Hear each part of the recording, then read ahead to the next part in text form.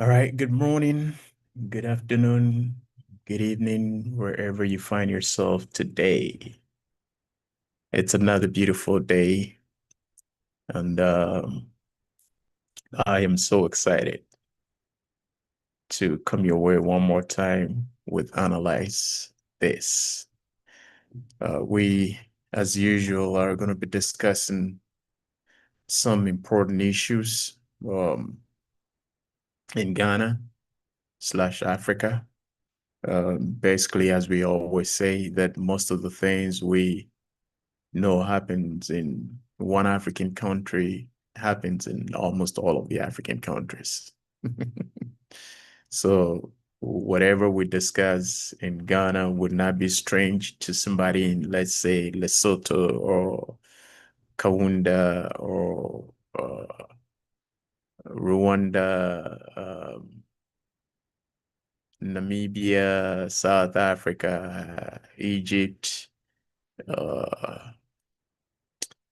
Guinea, Gambia, Liberia. It's people are going to identify with whatever it's going to resonate with people from all walks of life on the African continent. So, and sometimes it even stretches to beyond the continent to people of African descent. So, if you are interested in what goes on in Africa and in people of African descent, and basically with the whole of humanity, you can be a part of this discussion. You can join us. Alrighty.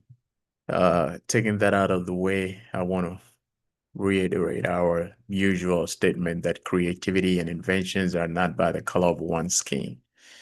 Creativity and inventions are not by the color of one's skin, but it is by an educated mind. So if you want to create, educate your mind, enlighten yourself, and you would be able to create because all the capabilities to create is hidden in you.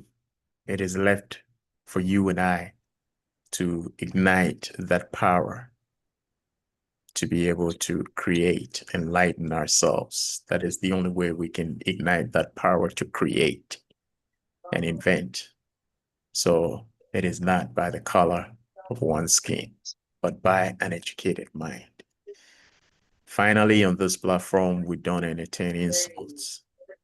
Um, that's interesting because we're going to be talking about some of the things the president said in his Meet the Press concerning tracking social media commentators and bringing them to book for what they say. All right, so we don't entertain insults on this platform. We discuss, we don't argue. You may have a different opinion, and it's welcome. We want you to table your opinion because we can judge all and learn from each other. With that being said, you're welcome to analyze this. And today, I just want to introduce the topics we're going to be discussing. The president's speech or the president's interaction with the press, the Meet the Press. When I say the president, I'm talking about President Mahama of Ghana, who had the Meet the Press recently, a couple of days past. So we're going to be discussing that issue. Um, I know it's a whole lot. We're going to be talking about the demonstration of the Ghanaian youth against Nigerians in Ghana. Some say illegal immigrants or whatever they call it. I don't know, but we'll take a look at that. And we also saw what happened in Sampa um, a couple of days back.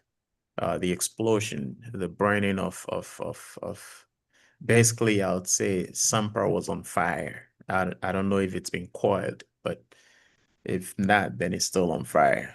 So these are the three topics we're going to be discussing today. With that being said, Prof, introduce yourself and let's get Yeah, started. I am a servant of AfriWik, and I am here as always to support my executive producer on this interaction, I should say. What I like to say is that the society we want to live in today is the one that we build. Nobody is going to come. So as long as what we've been doing and what we've been seeing today is the result of successive years of our actions or inactions. So everybody's coming from somewhere to build it for us. That's what I want to say. Mhm. The society we want to live in tomorrow, we have to start building it today. Basically, that's Prof's, if I should say, mantra, which is a very profound statement. What society do we want to see? What society do we want to live in tomorrow? It's got to start today. We have to start building it today. I believe it's Abraham Lincoln who said, even though we cannot predict tomorrow, tomorrow is unknown, but we can predict tomorrow by the things we do today, which is a very profound statement as well. So this is my take. I'm going to start from this angle. Like I said from the beginning of this year, that we're not going to be lenient with any politician on this platform. And um, I was listening to a couple of discussions and commentaries on the president's um, interaction with the press. And I must say this. Look, it's about time we raised the bar high for those in office. I hear people saying, "Oh, I want to applaud the president because he's vested, he's knowledgeable, he has information on every sector of the economy and every sector of the ministries, and he's able to articulate and this is his job. Please.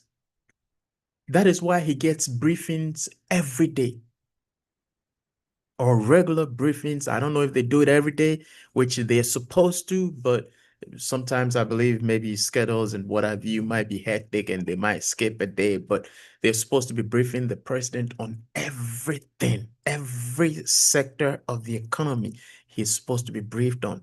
You see, let us not glorify um I don't want to use the word mediocrity, but that is his job. When somebody is doing his job, it's nothing wonderful about it.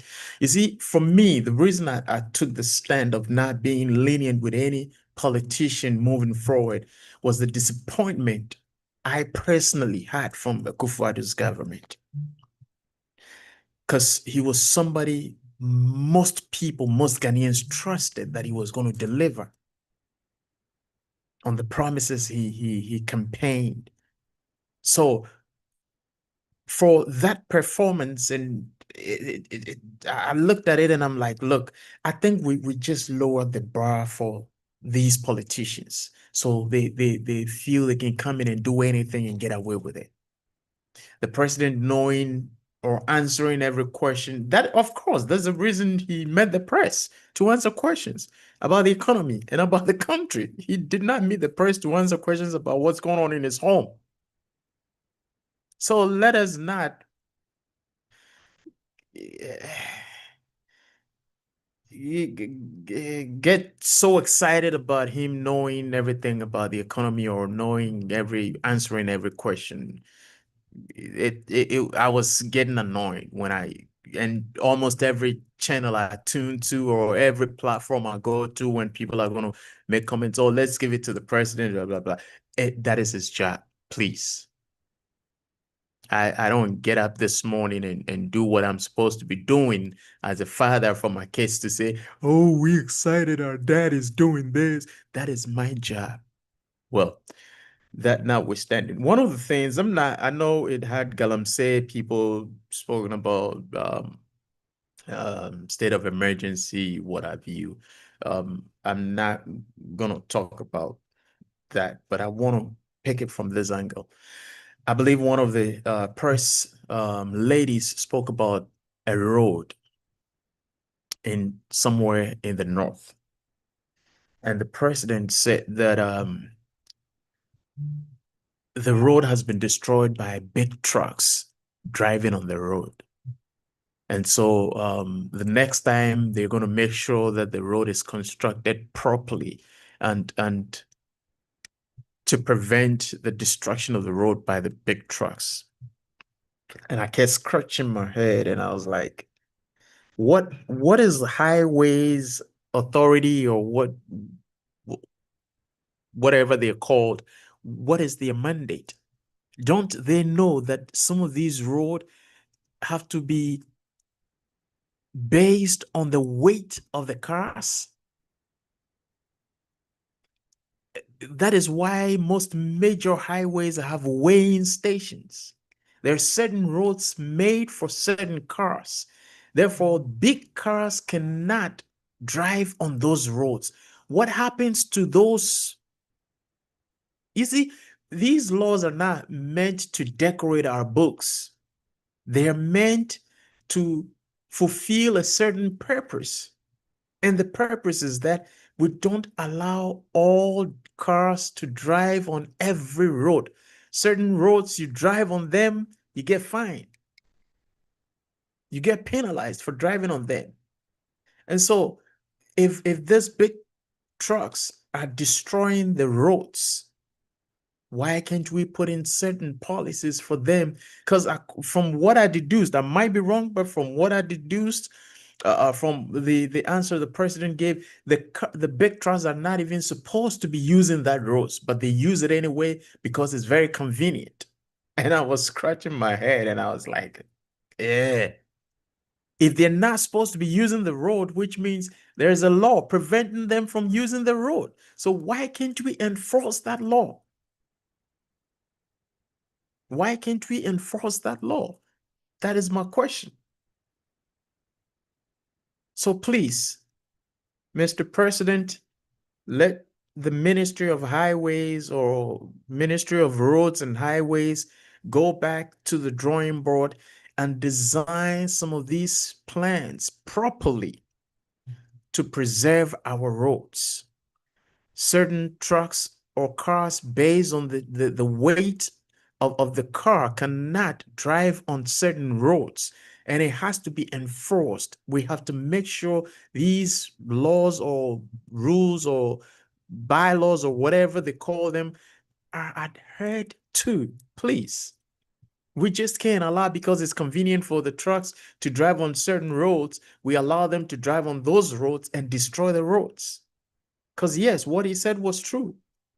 Every road has a lifespan and it has a certain number of weight of cars that are supposed to drive on those roads. And so when you go to a progressive society, you realize certain roads have what they call the weighing station, where the heavy trucks or the big trucks will go and they will be weighed to be sure or to be certified to drive on certain roads. Other than that, you are not allowed to drive on certain roads. And most of these truck drivers, they know. So they don't just drive on any road because it's convenient for them. So please, let's make sure we adhere to that particular law or rules. And I'm pretty sure we have them because for the president to say they're not supposed to be driving on that road, but because it's convenient for them, it tells me we have laws preventing those trucks from driving on those roads. Let us make sure we enforce them. And one other thing I want to say about the Galamsey issue, I heard a discussion on one of the radio stations talking about the fact that Probably the president did not know the extent to which the destruction of or the craziness of this Galamsey issues when he was in opposition. That is why they made all the noise and blah blah blah, and now they are confronted with the reality. Excuse me, I don't buy those kind of excuses.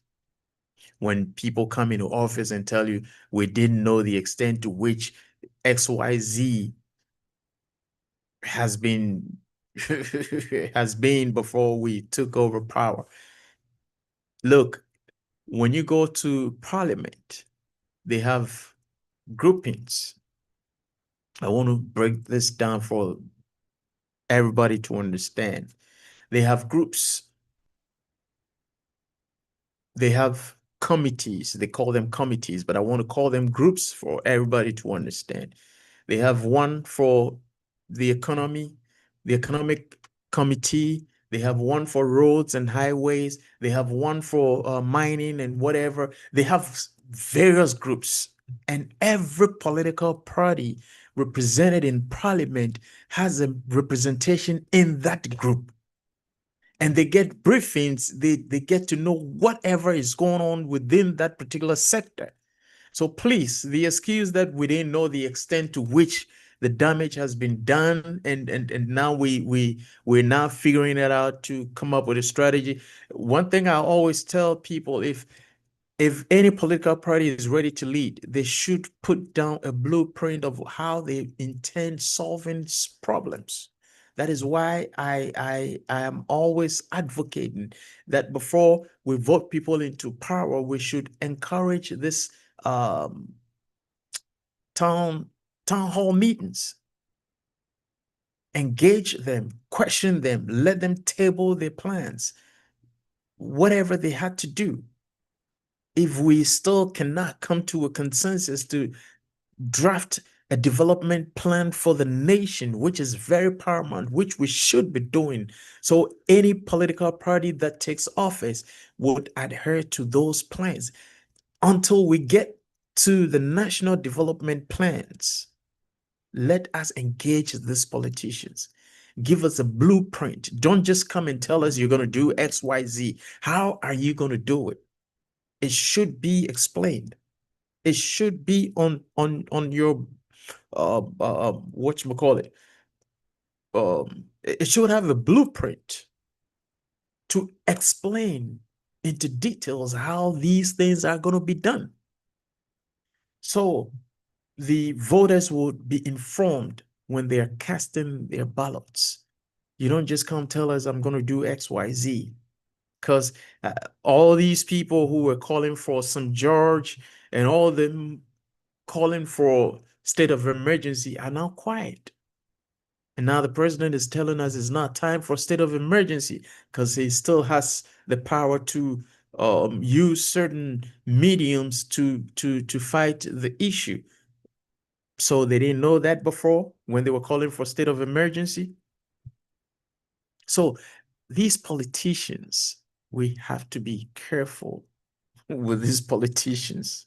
My last thing I would want to say before Prof comes in is on the Nigerian demonstration organized. And I know Ayarga is part of that demonstration. And I am so disappointed in him. This is my personal opinion. He should bow his head in shame. If he cannot get any important issues, political issues, to make himself prominent in the political space, he should sit somewhere and go think through the problems of the nation and come up with something tangible that would tickle the ears and arouse the emotions and the intelligence of the nation, and stop this nonsense. Forgetting that we got Ghanaians in Nigeria as well. When the president was talking about people inciting um, passion and emotions for destabilizing the country, it's part of it. It is part of it. So please, Mr. Ayarga, just go sit somewhere. This is a direct message to Mr. Ayarga. Go sit somewhere and think through your political career and come up with some tangible issues that would get the attention of the whole nation. Don't use trivial issues and dangerous issues, xenophobic issues to incite the passion and the emotions of the youth to stay relevant within the political space. That is how I see it. Because you tend to latch on any little trivial issue to want to be relevant in the political space. Please, we don't want that in Ghana. If anything, we also have Ghanaians in Nigeria. Have you thought of what's going to happen to them? If this thing goes haywire in Ghana, have you thought of what's going to happen to our brothers and sisters who are in Nigeria as well? In any case, Africa is one continent. We are still playing to the gallery and puppeteering of the colonial masters who drew the border lines. And we're still excited about the border lines, calling ourselves, I'm a Ghanaian, I'm a Nigerian, I'm a Liberian, instead of I'm an African. And if anybody wants to debate that issue anytime, if anybody wants to discuss that issue anytime, I am ready for it, because we don't need that. The youth of Ghana needs jobs.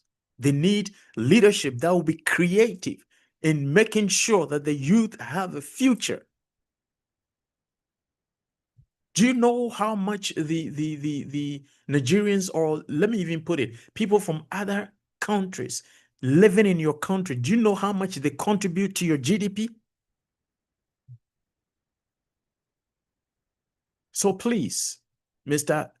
Ayariga, we don't need this unnecessary noise. Go think of something important and come back again. All right, Prof. Yeah, Nana, I'm surprised you even came across what Ayariga is saying, because for the past 5 or 6 years, I've completely ignored him. He was part of the organizers of that demonstration. Oh, now I get your point. I get your point. We have this penchant of exalting stupidity in our national discourse. Certain things should not even be tolerated, if I should say so.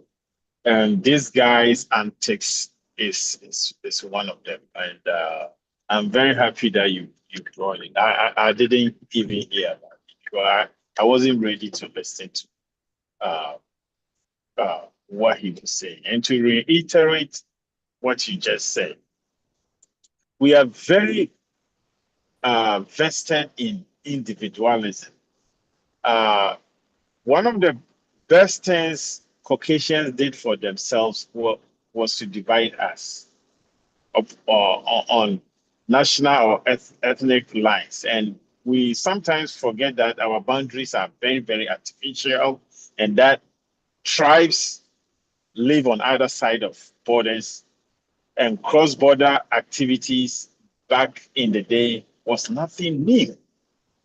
And for people like Ayariga to be making such comments, it's as if they never lived through the 1980s when Ghanaians in Nigeria were forced out and a whole lot of people died.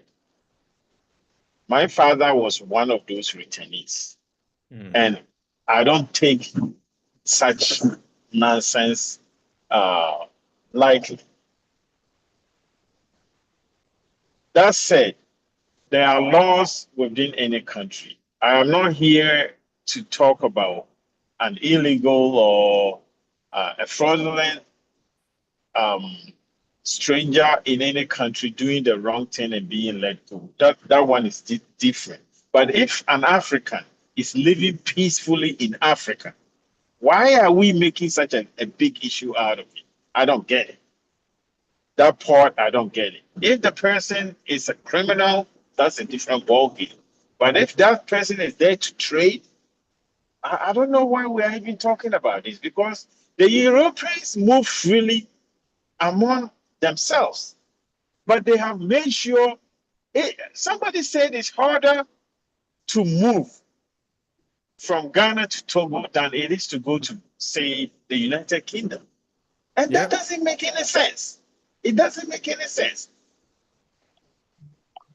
And I'm gonna comment on what you said concerning the president being able to answer questions.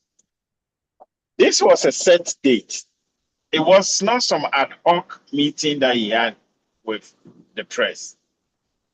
He's an educated man. He can anticipate questions that are supposed to come to him. So people need to raise the bar a little bit. Okay, being able to answer a question or explain a problem does not mean you have done a great job. I Being like able to that. solve, Explain a problem. yes, we do not vote for people to come and explain problems to us. I can explain problems in Ghana. I cannot solve them. That's why I am not a leader, as far as on the national scene at least is concerned. It is his job. And it was a set date. If people give me 2 days to prepare to meet and talk about Ghana, I probably can answer every question concerning the Ghanaian economy. Probably. And this is a man Yeah. who eats and breathes Ghana. Being able to answer questions and explain problems is the least of his worries. People need to raise the bar. And if anybody gives the excuse that they probably didn't know the extent of Galamsey before they came to government, please give me a break. This is a former president. Galamsey was in his height when he was president. He knows the problem. He knew the problem. His team around him knows the problem. They just don't have the political will to fight it. That's what it is.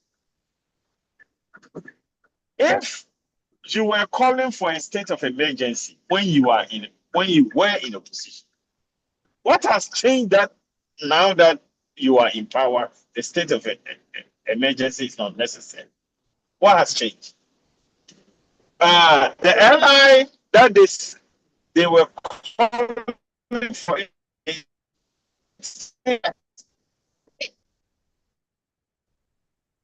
So we are very good at giving excuses when we are in power and we actually have the leverage to do something. That is when we start explaining. It is the explaining that I don't want to hear. I want a solution. I think Ghanaians want a solution. The amount of biodiversity that we are losing, it is catastrophic for our future. It's been projected that if we don't take care within the next decade, we will have to import potable water. And that's a scary scenario. So if we don't think this demands a state of emergency, I am very surprised. Because when they were in opposition and they were calling for that state of emergency, I supported it. Because Galamsey is really a menace. It is a menace. And I heard you talk about uh, the roads and the kind of vehicles that Nana, anybody who says they don't know there are load limits and laws regarding roads is just trying to play to the gallery. I saw a video today in which it is said that people are what were they doing? They were having like a demonstration in Paga, and that the Burkinabe leader has blocked the road into Burkina Faso because the Ghanaian trucks overload, and he's constructing new roads, and he's saying he's not allowing them to get on it. We know the limits and we know the rules. We just don't want to apply them. And so if our rules get destroyed, we should not blame anyone. Remember what I said. The kind of society that we want to live in tomorrow is the kind that we build today. Nobody's coming in from anywhere to come and build for us. Thank you. Thank you so much, Prof. Yeah, as you were saying, the president should be abreast with every information and every problem we're facing in the country. So that should not be, he should not be applauded for knowing the problems and explaining the problems. I like the way Prof put it, explaining the problems to us. We want a solution. We don't want an explanation. And I believe that we should be holding people we vote into power to a higher standard. So they should we should hold their feet to the fire for them to do the right thing, because that is what we need. And the sooner we do that, the better it will be for us. I don't care which political party, which colors you belong to, you have to provide solutions to the problems. And as you were saying, there is one thing he said which I agree with, was the fact that the youth of those places where Galamsey is going on don't have jobs. And I was asking myself, don't you think it's part of the creation of the politicians? Because for all these years, you have neglected these areas. And for all these years, the kids come out of school and they ain't got nothing to do. What do you expect them to do? So the solution to these problems it's paramount. We have to go to the drawing board and figure out a solution quickly. Joblessness is one of it, which is important. What are we going to do? Can we get them employed by the bigger companies who we are hoping might be doing the right thing? Can we get these the youth to engage in different vocation? What are we going to do? There has to be a quick solution to some of these things. Because if we don't take care, this thing is going to generate into some craziness that it will get out of hand. You saw what happened in one of those towns. I've forgotten the name, where the soldiers who were sent over to go fight the Galamsey were blocked by the youth of that town. It was not even just the youth, by the whole town, basically preventing them from going to fulfill that mandate.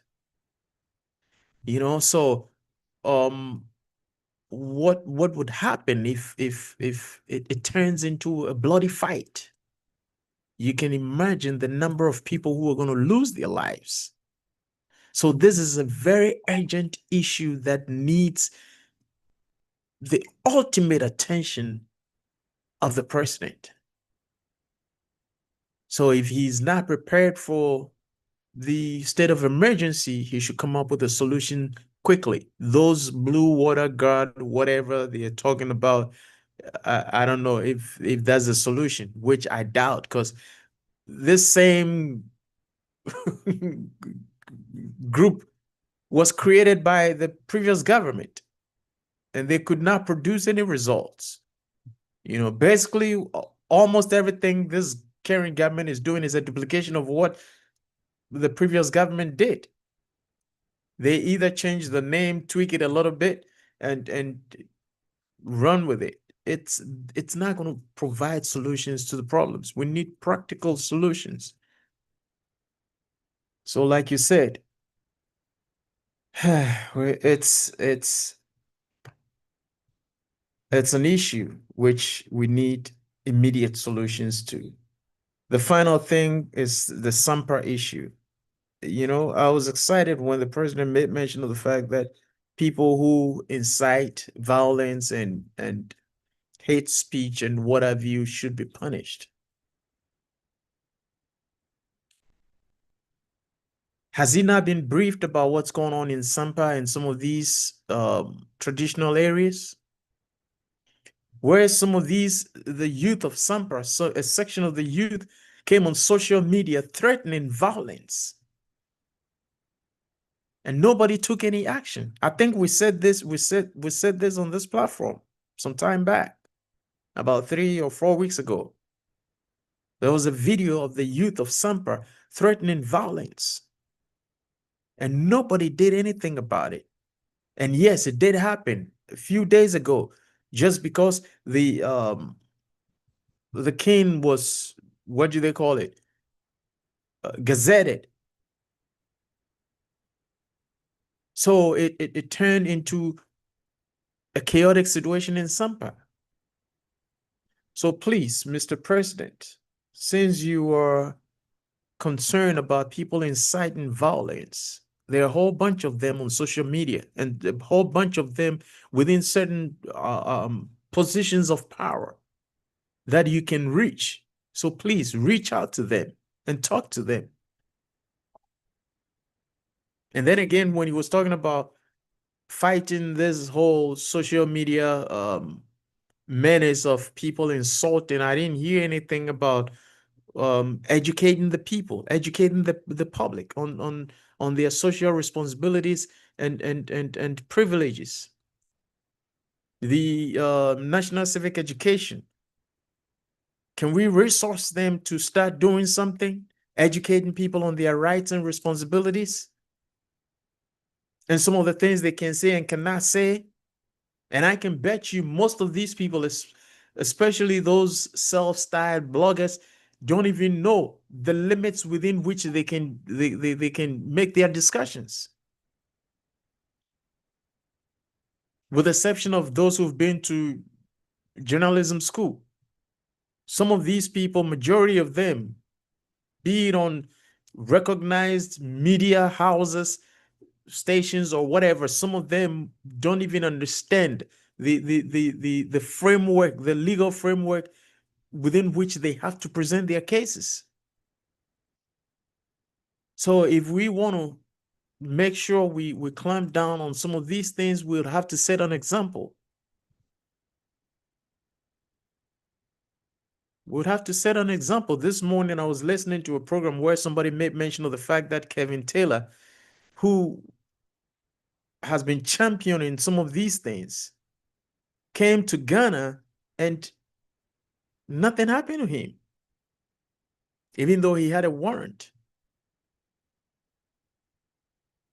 So we don't have to be selective when it comes to dealing with some of these social issues. We would have to be seen to be dealing with them from our own backyard. If we really want to make sure that we sanitize the media space, we would have to make sure that we do it irrespective of who is involved. So please, Mr. President, we didn't take care of Sampa, and Sampa was burning. I don't know if it's been coiled, but if not, that issue needs to be looked at before we get another war on our hands. We already have wars going on up north where people are moving to different nations. So please, please, please, please, let's make sure we arrest some of these situations before it gets out of hand. And even those who went to Cote d'Ivoire from the wars going on up north, I don't even know what has become of them. The southern part of Ghana, it's peaceful. Why can't we go get them and bring them down to the south? Anyway, that's my take on that, on the Sampa issue. Those who are involved, please, let's hold them responsible, because these issues can be resolved before it gets out of hand, before it blows out of proportion. So please, Mr. President, since you want to sanitize the media space, we have chiefs, kings, whatever, who come on social media and they incite against a group of people, and you know about it, you hear of it, you've probably seen it. Let's take decisive action to prevent some of these things. Prof. Yeah, I'm kind of surprised by the call to sanitize the media space, especially coming from the president. Uh, the hook is baited according to the fish. We live in a society where there are some people called serial callers or whatever. Now they are what bloggers. Okay, they don't know much about them, but they are paid to just insult people, and they have been elevated. You mentioned a few names, and we have them on both sides of the political divide. The only difference that I see is that when the NDC is in power, it is the MPP people who insult who get reprimanded. And when the MPP is in power, it is the NDC people who insult that get reprimanded. Believe me, the youth that are coming up, they are taking notes, they are taking sides.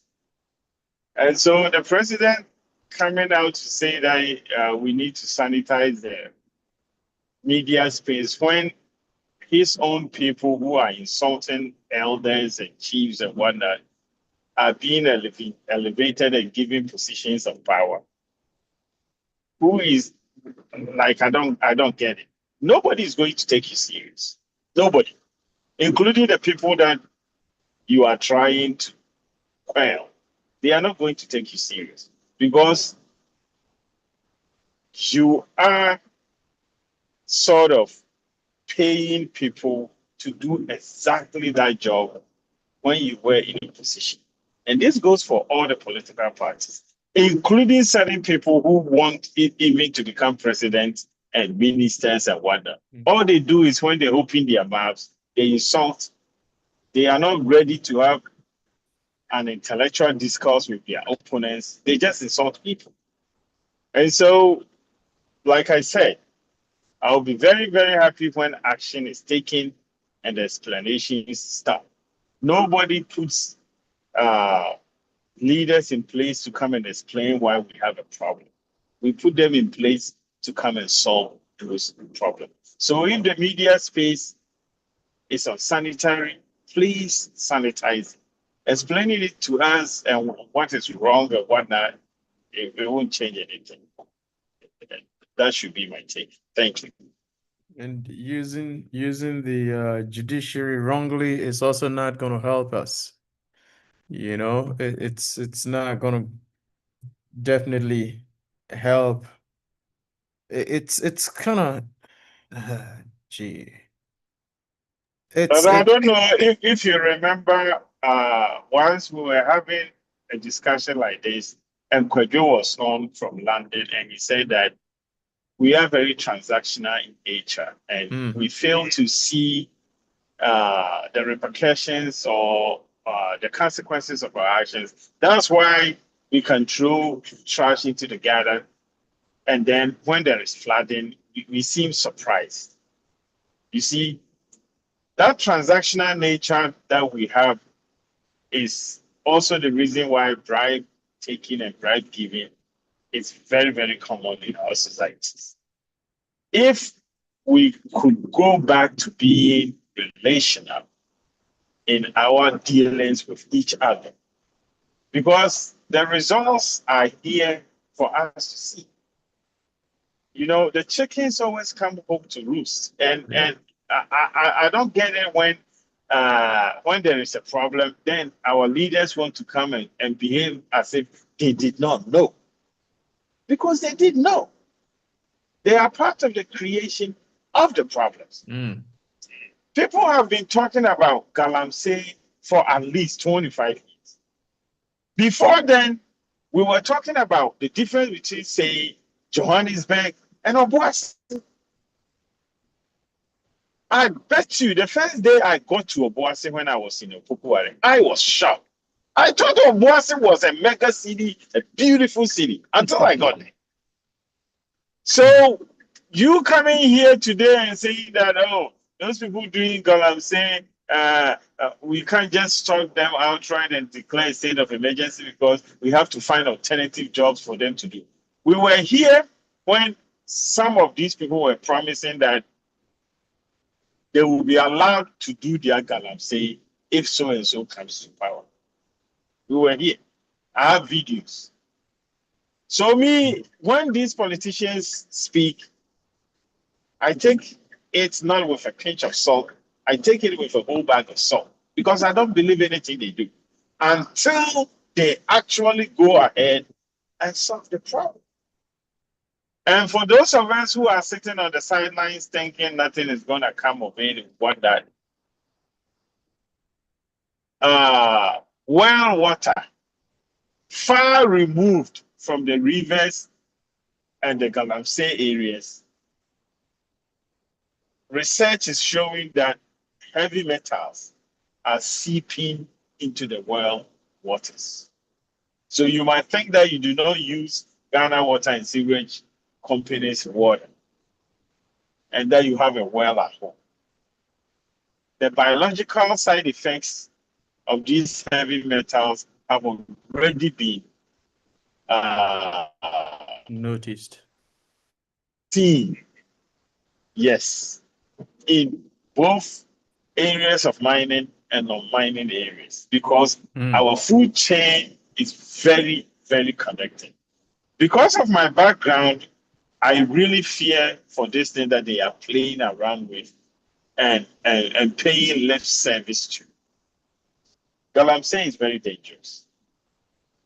Economically, the short-term benefits might look so appealing, but the long-term economic collapse that might be coming if we don't have arable land or if we don't have potable water.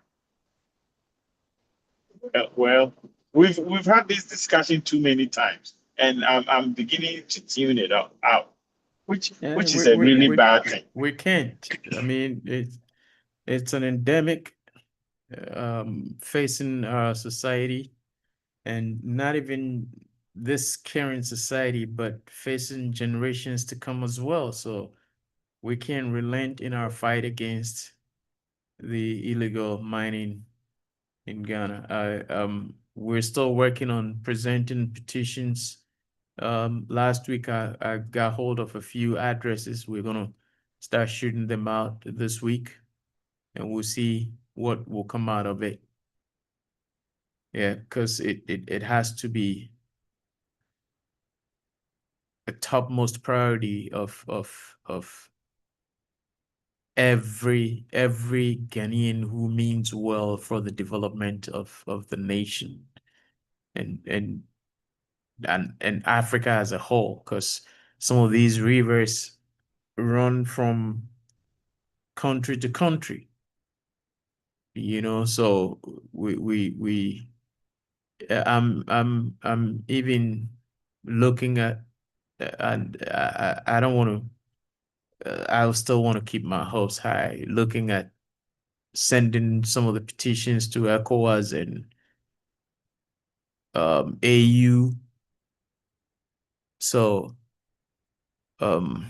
we're hoping that some of these international bodies will come to our aid, because it looks like the fight internally is not yielding any results.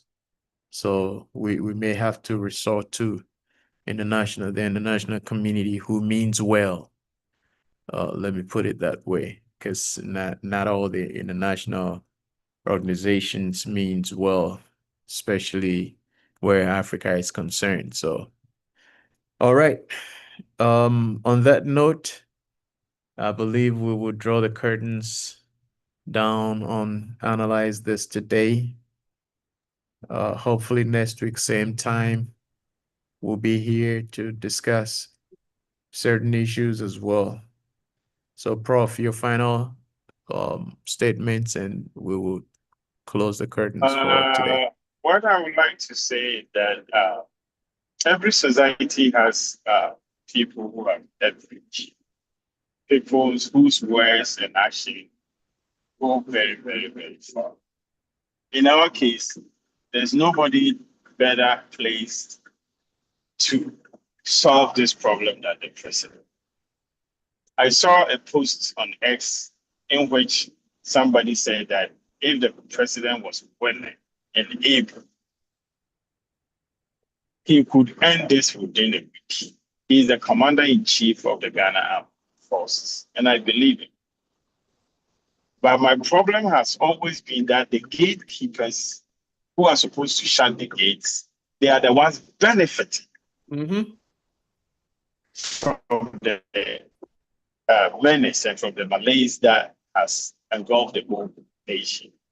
Look, in a situation of conflict of interest, it takes somebody who is outside that conflict of interest to really effect change.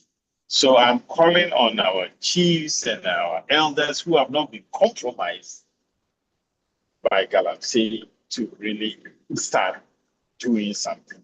Because the only takeaway I had from this meet the press with the president is that he's not willing to do anything about Galamsey. That's my personal opinion. He's not willing because jobs are not going to be created tomorrow. They are not. The economics of putting up a factory or creating an avenue for employment takes about 2 to 3 years. They were in opposition for 4 years and they talked about this forever. Just as when the MPP was in opposition, they were talking about Galamsey. They also talked about it forever. And in 8 years, I did not see much. So unless other leaders within the society come into the space and actually make this fight viable, if we leave this to our traditional politicians, the fight is lost. That's how I feel. Thank you. If we leave this to our traditional politicians, the fight against illegal mining is lost. That is Prof. On this note, we would want to thank you for being a part of Analyze This. Today, we're grateful for your time, and hopefully next week, same time, we'll be here to discuss issues concerning Ghana, Africa, and the world at large. My name is Nana Osei Ponsu Jr. of AfriWork International Organization and Serto Leadership International, and my co-hosts. Your work for one of Serto and of Africa. Thank you. See you another time. On this note, we'll see you on the flip side. Be careful. Bye-bye.